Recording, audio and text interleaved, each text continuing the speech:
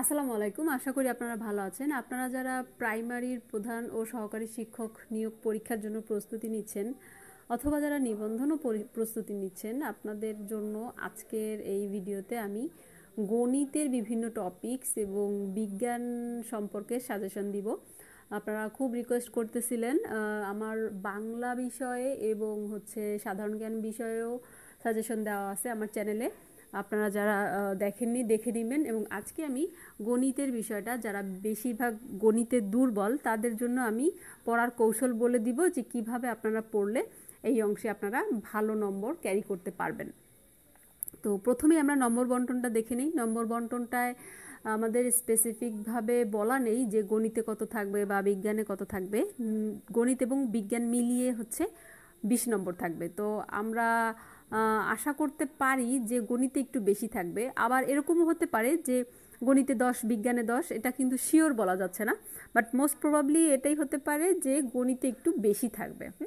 তো সেক্ষেত্রে 15টার বেশি হবে না, সর্বোচ্চ 15টা হতে পারে, 13 থেকে 15টা আর 5 থেকে 7টা। তো আমরা এই ধরনের একটা মাইন্ডসেট বা প্রিপারেশন নিয়েই হলে যাব।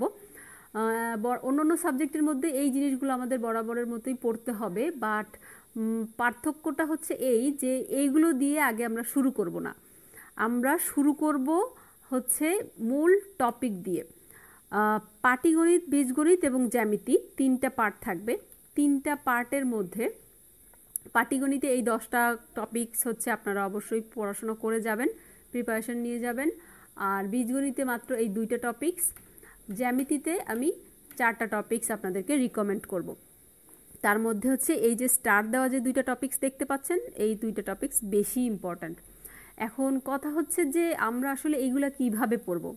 প্রথমেই আমরা এইখান থেকে একটা একটা টপিকস দেখে দেখে পড়া শুরু করব। আপনারা কি বই পড়বেন এটা আপনারা অনেকে জানতে চান।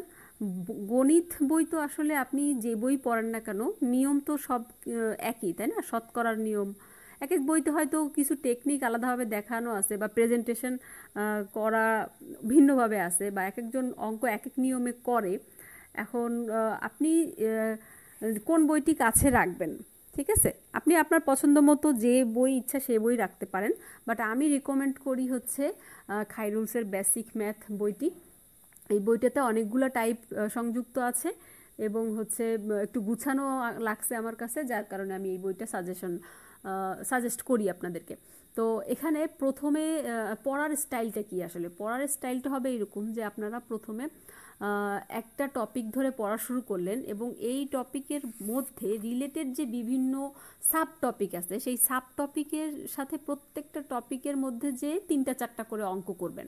যেমন আমি যদি বাস্তব সংখ্যায় ধরি, বাস্তব সংখ্যার মধ্যে কিন্তু মৌলিক সংখ্যা আছে, তারপরে আপনার ওই যে বিভিন্ন অঙ্ক, যে বৃহত্তম, তারপর ক্ষুদ্রতম সংখ্যা বের করা, ভাজ্য, ভাজক, ভাগফল বের করা, বিভিন্ন ধরনের সাব ক্যাটাগরি আছে এই চ্যাপ্টারের মধ্যে।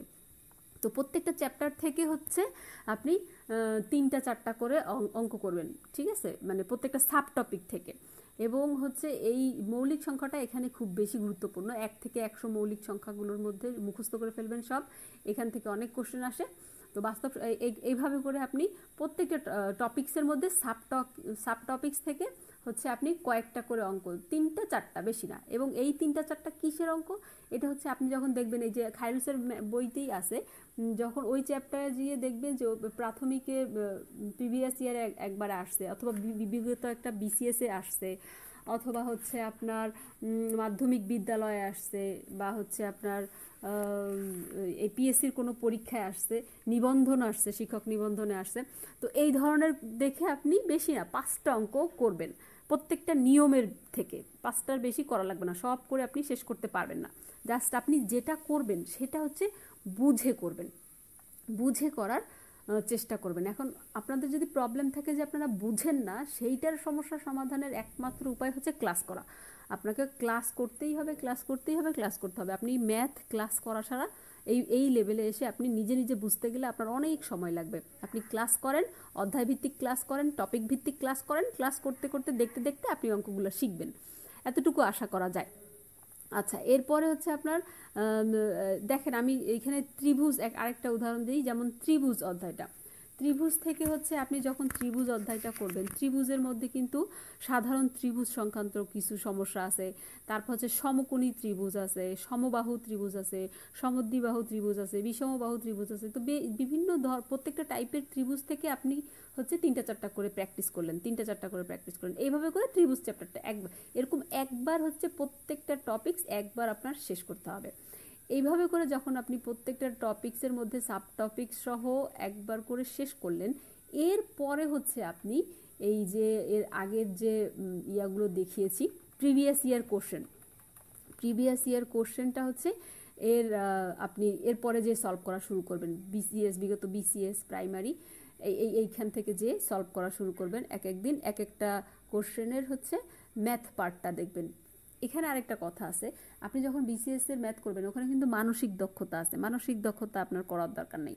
তারপর বিসিএস এর ম্যাথ করতে গেলে কিছু মানে আপনার এই টপিকের বাইরের থেকেও কিছু কোশ্চেন পাবেন, কিছু অনেক কঠিন উৎপাদক বা হচ্ছে আপনার সমাধান থেকে অঙ্ক আসে, ঠিক আছে, যেগুলো আপনার কাছে কঠিন লাগে খুব বেশি, সেইগুলো আপনি না করলেও চলবে, ওটা অ্যাভয়েড করলেও চলবে, ঠিক আছে। আচ্ছা, এরপরে হচ্ছে আপনি যেটা করবেন, এই একটা খাতা মেনটেন করবেন, গণিতের জন্য একটা মোটা খাতা মেনটেন করবেন, যেই খাতাতে আপনি এই টপিকগুলোর মধ্যে থেকে আপনি হচ্ছে প্রত্যেকটা টপিকের আন্ডারে আপনার যে প্রবলেমগুলো আছে বা আপনি যে 2-4টা নিয়ম মনে রাখতে চান বা ভুলে যান, সেটা আপনি লিখে রাখবেন। দেখা যাচ্ছে আপনি এখানে 10টা টপিকস আছে, এই 10টা হেডিং দিবেন, এই হেডিংয়ের আন্ডারে 2-3টা পেজ পরে আরেকটা হেডিং দিবেন। তো এরকম করে প্রত্যেকটা একটা খাতা করবেন, সেই খাতার মধ্যে আপনি এই শতকরার মধ্যে দেখা যাচ্ছে যে কয়েকটা নিয়ম বা বেসিক কিছু আপনি ভুলে যান, সেইটা আপনি লিখবেন। অনেক কিছু আছে, দেখেন বইতে অনেক সূত্র আছে, অনেক নিয়ম আছে, অনেক কিছু আছে, আপনি তো সব লিখে পারবেন না, তাই না? তো নোটটা হবে এইরকম যে আপনার যে খাতাটা, সেই খাতাটার মধ্যে আপনি লসাগু গসাগুর কোন জিনিসটা ভুলে যাচ্ছেন বা কোনটা আপনার মনে হয় যেন পরীক্ষার আগের দিন আপনি না দেখলে আপনি এই নিয়মটা পারবেন না, এরকম করে আপনি কিছু নিয়ম হচ্ছে লিখে আপনি এভাবে নোটটা করবেন, সব কিছু লিখতে পারবেন না। তো আশা করি আপনারা বুঝতে পারছেন। এরপরে যেটা হচ্ছে বিজ্ঞানের ক্ষেত্রে হচ্ছে শুধু বিগত সালের প্রশ্ন আপনি ব্যাখ্যা সহ পড়বেন, ঠিক আছে। বিজ্ঞানে যেহেতু খুব বেশি মার্কস আমরা এক্সপেক্ট করতেছি না, 5 থেকে 7 মার্কস, তো সেখানে আপনি যদি বিগত সালের প্রশ্ন পড়েন হুবহু কমন কিছু কোশ্চেন পাবেন যদি আপনি ব্যাখ্যা সহ পড়েন, ঠিক আছে। আর কম্পিউটার থেকে 1টা বা 2টা কোশ্চেন আসতেও পারে, নাও আসতে পারে, যেহেতু কম্পিউটার স্পেসিফিকভাবে বলে নেই, শুধু বিজ্ঞান বলছে। তো সেইটাও যদি আমরা বিগত সালের পড়ি, আপনি যদি সময় পান পড়তে পারেন, আবার কেউ চাইলে স্কেপও করতে পারেন, ঠিক আছে। 2-1টা কোশ্চেন পারার জন্য বিগত সালের কম্পিউটারের অনেক কোশ্চেন পড়া লাগবে, তো আপনি বিজ্ঞান পার্টটা কভার করলেও হয়। তো এইভাবে আপনি, আচ্ছা, আর একটা হচ্ছে বই, বিজ্ঞানের আপনি কোন বই ফলো করবেন, আপনি বিজ্ঞানের হচ্ছে যখন ওই যে বিগত সালের প্রশ্ন সলভ করবেন, আপনি তখন ব্যাখ্যা সহ পড়তে গেলে যদি আপনার হেল্প নেওয়া লাগে, আপনি 9-10-এর যে সাধারণ বিজ্ঞান বইটা আছে ওই বিজ্ঞান বইটার থেকে হেল্প নিলেই হবে। বিজ্ঞানের কিন্তু হচ্ছে আপনার অনেক কিছু আছে, অনেক একটু ডিপ বা কঠিন কিছু ইয়াও আছে, ঠিক আছে, কোশ্চেনও আসে বিসিএসে বিশেষ করে, তো সেইগুলো আপনি একটু অ্যাভয়েড করেও যেতে পারেন। অত ডিপ থেকে কোশ্চেন করবে না, একটু সহজ কোশ্চেনই করবে প্রাইমারিতে। তো এই কারণে হচ্ছে শুধু বিজ্ঞান নিয়ে ভয় পেলে হবে না, আপনি বিগত সাল পড়লেই চলবে। আর একটা বিষয় যেটা ম্যাথের ক্ষেত্রে আপনাদেরকে বলতে চাই, ম্যাথের ক্ষেত্রে কিন্তু আপনারা আবারও বলি যে বুঝে করবেন, যতটুকুই শিখেন যতটুকুই অঙ্ক করেন বুঝে করবেন, মুখস্থ করতে চাবেন না। আগে আপনি যদি বুঝে অঙ্কটা করেন, তারপরে কিন্তু আপনি শর্টকাট আপনি যদি দেখেন বুঝতে পারবেন এবং আস্তে আস্তে আপনি শর্টকাটটাও আয়ত্ত করবেন। প্রথমেই যদি আপনি শর্টকাট শিখতে চান, শর্টকাট বুঝতে চান, তাহলে কিন্তু আপনি ম্যাথ পারবেন না, সব গুলায় ফেলবেন। প্রথমে আপনার শিখতে হবে, তারপর আপনি শর্টকাট টেকনিক দিয়ে কিছু অঙ্ক করতে পারবেন। সব অঙ্ক আবার শর্টকাটে ফেলতেও পারবেন না, এই কারণে আপনাকে শিখতে হবে, ঠিক আছে। আর হচ্ছে আপনার ম্যাথের ক্ষেত্রে আরেকটা যেটা করবেন সেটা হচ্ছে আপনারা, আমি সবসময় সাজেস্ট করি যে কারো কাছে পড়েন, কারো কোনো টিচারের হেল্প নেন। নিজে একা একা করতে গেলে অনেক সময় লাগবে, এত অঙ্ক এতগুলা নিয়ম আপনি একা একা বুঝতে যত সময় লাগবে ততদিনে পরীক্ষার সময় পার হয়ে যাবে, ঠিক আছে। আপনাদের জন্য অনেক অনেক শুভকামনা রইল। আপনাদের কমেন্টসগুলো আমাকে অবশ্যই জানাবেন। ভালো থাকবেন। ধন্যবাদ সবাইকে। আল্লাহ হাফেজ।